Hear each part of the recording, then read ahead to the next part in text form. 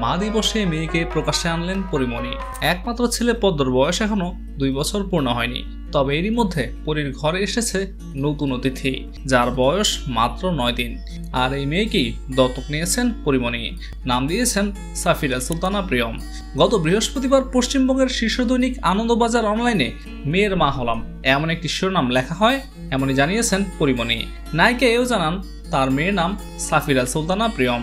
আর বিশেষ মা দিবসে সে মেয়েকেই প্রকাশ্যে আনলেন এই নায়িকা।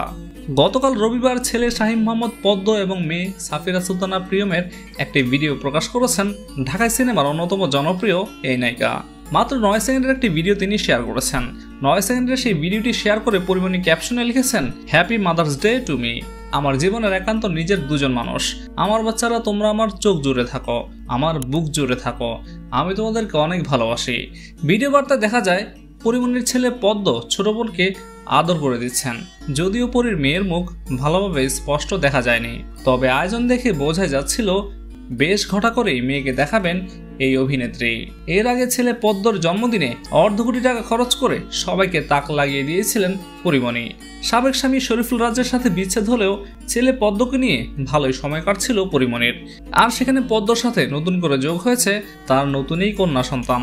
হয়তো সামনে পরীর আরও সময় ভালোই কাটবে, এমনই প্রত্যাশা পরীর এবং পরীর ভক্তদের।